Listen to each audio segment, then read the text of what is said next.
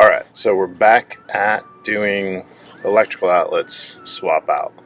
So one of the things that our survey said when we got the boat surveyed, survey says change these to GFCIs. So we have new GFCI outlets for all of them. And then also, one thing we kind of learned over the years from Devin's dad was when you put something in like that, and then it just doesn't stay in very well, that means the outlet itself is pretty much worn out. So it just kind of just barely hangs on in there. So that's always, it's kind of an annoying thing too, because when we're in bed and we want to charge our devices, it doesn't always work, because this is the V-berth one. So we're up here in the V-berth, kind of got things pulled apart right now, and this is where we plug in to charge our devices when we're up here. So here's our electrical tester, and we'll stick it in hot. So before I do anything else, we're going to turn the power off to that. All right, got the outlets turned off. Let's do this again. Nope, good. So now we can safely work and switch this outlet out. So we just got regular GFCIs. I'll show you those in a bit, but let's pull this out and pull this off, and we'll be right back. Okay, got this outlet just hanging out there. Just unscrewed it from the mounting box. And then these, we saw these in the aft quarter cabin last time we looked at this. So these are the supply leads for this type of heater. So this heater was here in this hanging locker, just kind of at the bottom. So the idea is it helps control moisture. So inside the lockers, obviously that's against the hull. It doesn't get as much heat as the regular larger cabin area does. So we put these in your lockers to help heat up that locker, and then warm air holds more moisture than cold air. So the idea being that this also helps control mold and mildew and other issues where you have too much moisture. I'm not a big fan of them. I mean, they're powered by 120, obviously, so that's not good. And then I don't know, these are just old and crusty, so even if they do have updated new ones, and we want them, we'll get them, but this one's definitely going to come out and be thrown away. So yeah, it's just a matter of trying to fish out the wire from here behind the cabinetry, and then back to pull that out over there. So let's do that. Old one, new one. So old one and new one are not marine grade. I recognize that, but let's take a look at the old one. So the old one, definitely not marine grade either. It even says made in Canada on it. So this boat was made in Canada, so probably original, and not marine grade, because everything's exposed and not sealed up. So if it's lasted 40 years, hopefully this one will last 40 years. We'll see. But now let's get the new one in and see how that'll work out. Okay, so I got the old box out. So this was the old box. Just galvanized, looks like, not in bad shape.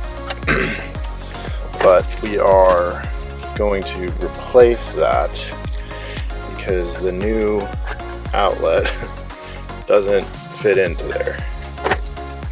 So we got this, and that fits in there just fine. Well, that screw goes in there, but there's plenty of room for that to go in there. But now the problem is this box doesn't fit into our cutout. So we're gonna have to do some trimming there. Not too much, just this corner here and this corner down here. Most of this is just this is just plastic, right? So not gonna rust. The biggest risk we have is this hardware here. That will eventually rust, but to Devin's point, we can just replace these screws with stainless steel when we want to. But the idea of this is this box will sit in there. We will actually, you know what? We may not even need to use these because we do have stainless steel screws that could go in right there and just screw into the wood, and then that way we wouldn't even have to worry about that. And then this is just a compression fit. Maybe we'll do both. But one thing I could do, if we don't use this, instead of cutting the wood, I could just cut the box. All it needs is that little lip cut off, and then I wouldn't need to cut the wood. I'd actually rather not cut the wood because this is cheap. And if I screw up on this, I can just go and get another one of these for $2. Whereas this, if I screw up our cutout, yeah, that's a bigger problem. I think we're gonna do that. I'm just gonna nip that off. Probably still could use that, but let's see how that works. Okay, so I just kind of realized cutting the box may not be the solution because this lip here is the immediate problem, but it's actually also flush with this piece back here that's structural for our plate there. So this plate, the decorative cover, screws into that and that. So if I trim our box here, once I push it in, it's just going to bump up against this, and I need that. But there is a bit of a little like crown right here where that might slide into. Yeah, I'm gonna try cutting my box, and then we'll go from there. Let's keep trying the cut the box method rather than cut the wood method, because I think this will still work. So, quick update. Devin is in full full cold weather outfit because we had to shut the power off so I could do this job. So, and she's working on cleaning the head. Thanks, babe. I kind of just wanted to see how this looks because it is not in there, obviously. So, I just had a mock up here to make sure everything fits. So if I take this out, I did end up cutting off all of the tabs here, all around, because that was just the quickest way to get it to fit. But I do need these tabs to remain in place because that's what the actual outlet frame screws into. And so the idea would be, if I didn't have that, what would the outlet mount into? It wouldn't have any place to screw into. So I need those to stay. So I am going to actually have to cut some of the wood because that's what's hitting, that why it won't go all the way back. So I'm going to have to, ooh, crap, don't break it. I'm going to have to notch out here and down here to make that fit. So let's do that next. So to cut out the wood to fit our electrical box, outlet box, I picked up this, and it wasn't clear to me if this Dremel cutting kit would fit on a Milwaukee rotary tool, but it does. So if anybody was wondering that, you just unscrew this part of your Milwaukee tool, and then this screws right onto that. No problem. Well, when it's on video there's a problem, but I got it to work earlier. So in order to cut the hole, we'll use one of these cutout bits and put it in our mandrel there, and then this goes over that, and we set our depth with this adjustment screw there. So let's get that set up and I'll show you the finished set. Here it is. So I got the cutout bit in there, and then this will slide up and down for your depth. Although on the Milwaukee, I don't actually think the depth is accurate. So you just have to measure your own depth, because that's more like closer to 1/2 inch. And we're saying on here that that's 1/4. It's set at 1/4 depth. That's way more than 1/4. So just keep that in mind. But this slides up and down to change your depth, and then you just lock it in place with that. And then of course you put this part flush against what you're going to cut, and then that helps keeps everything straight. And then of course you can't go any deeper than that. So that'll be a nice little tool for this job. Let's go try it. Alright, so I marked where we need cut off. Just that little notch there, and then that little notch there. So we've got our tool that will sit flush against this bulkhead like that, and then it'll just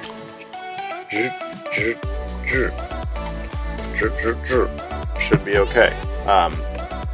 Eye protection, ear protection in place. So let's get this going.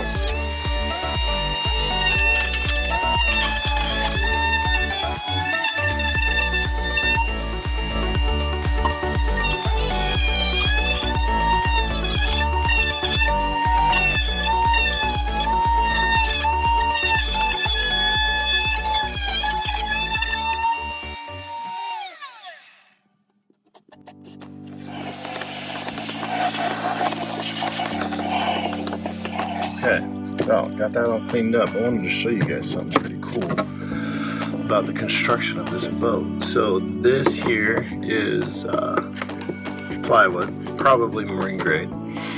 But then back here, right in that spot, so you see how it's white? So wood and then white. This is all fiberglass. So all inside of the other side of this bulkhead, actually you can even see some of the fibers sticking out right there. All in here on the other side of this bulkhead is it's sandwiched with fiberglass. That is really, really cool. So why that's cool is in there, behind here, under our V-berth, is our holding tank. So if there were to be a leak or whatever, the fiberglass would contain that leak and keep the moisture off the wood. So that is it's a pretty cool design. Normally what you would see is just wood there. You wouldn't actually see fiberglass on the other side. So let's see how our box fits now. Pop this in. Yep. Looks pretty good. So there's our box. Now the next step is to get the wires up in it and connect up the wires to our outlet there. Screw in our box to the bulkhead with stainless steel screws, and this one could be done. Okay, so one of the things that we notice on this old wire is there's no heat shrink on these connectors or down here. So I'm going to try to slide this one to put it there to keep that tidy, and it helps keep moisture out. Not a big deal if I don't get it there, because these have insulation on them and that one, so not a huge deal. It's just something clean that I like to do. And then the other ones, these also don't have heat shrink on them, so those will definitely get it too. And then one thing to do as well, if you're going to reuse old connectors or just leave them, just take a little sandpaper, get off any grime, dirt, whatever, shine those up so they have a nice clean electrical connection. So let's go ahead and get that done.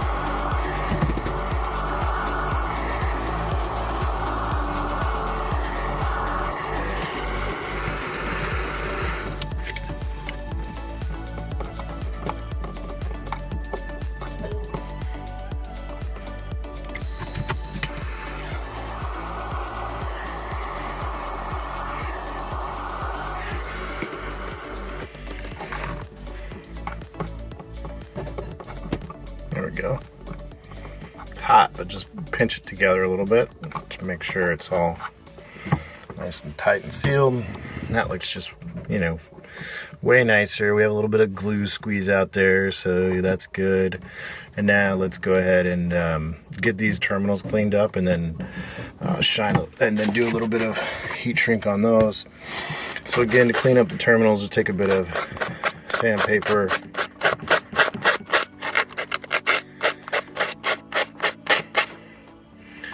Yeah, you can kind of see that it cleans up nice and shiny there.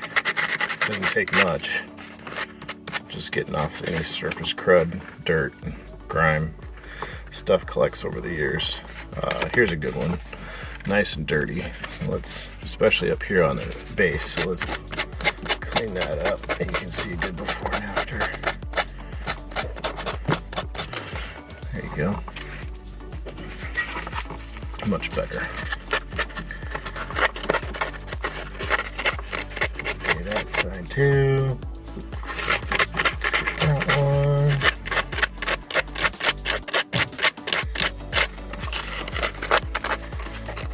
There we go. Okay, good. So next, let's do a bit of heat treatment on those. Let's see. I don't really care about colors right now. Let's do this size. That'll fit over the, yeah. I don't really care about colors right now. If I was doing a long-term connection with DC wiring, I more care about the colors. But this is just to get us new electrical boxes. So let's put this heat shrink on again. Look how I think we've covered this in the past, but look how long that is. And we really only need, you know, maybe like an inch. So we'll just cut it to the size we want, and then slip it over the end.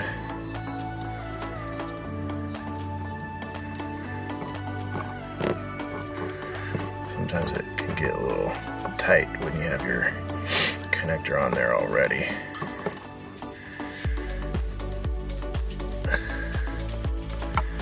So we'll just keep working it. Keep working it until it slides up. And there we go. Like that. And so we'll do the other ones as well. So let's get that going. There you go. So I got our heat shrink on, but I missed a spot.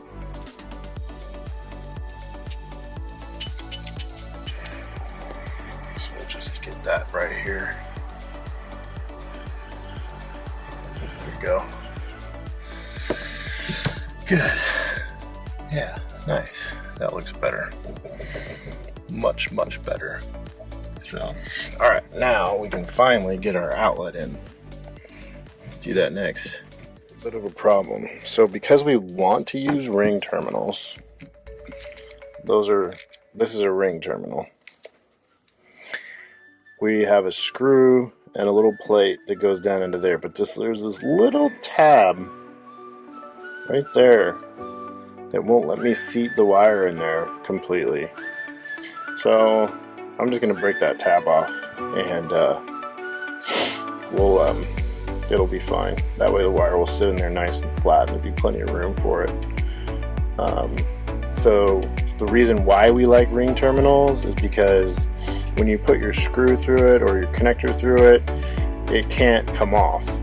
We could have done this pretty much a little easier with a spade connector or like a fork connector, but that has an open end, so vibration, something tugging on it, falling on it could pull that loose. At least with the ring terminal, it's a solid connection all the way around, so it couldn't be pulled loose. So I want to keep that safety, and so let's just take this little plastic tab off, and that'll be fine. Alright, so you guys can see the little tab. So I got this side on, and so here's that little tab. You can kind of see it right there. So that little tab would have gotten in the way of me seating my wire in there completely. So that has to get snipped off, and then this little guy goes down over and sits in there to kind of clamp everything in place, but he also has two little tabs on him as well, so I snipped that off. When you snip this off though, it's going to leave or if you ever have to do this, it's going to leave some sharp edges, so I just filed those down with a little bit of like a file or piece of sandpaper or something, pretty easy. But yeah, this one's in there nice and tight, so let's snip off the plastic piece there. All right, we are in. So stainless steel hardware here, here, and here, screwed into the bulkhead. This is just regular old hardware. This looks like galvanized stuff too, but whatever. That's part of the outlet. This came with the outlet. That's part of the outlet. It's nice and square and flush in there. Everything's hooked up. We've got our heat shrink on. And now the last thing is just the decorative plate and cover that goes over it. So yeah, this one's done. We've got when I do this, it's charging. Very good. And this says correct wiring. Correct wiring.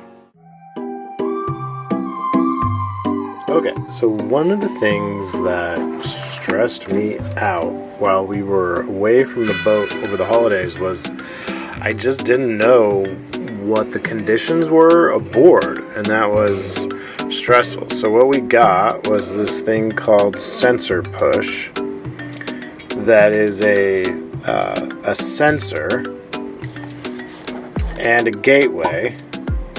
So it'll send you temperature, humidity, barometric pressure from your boat to your phone, and it graphs it. Please remember to like, subscribe, and hit that notification bell so you don't miss an episode.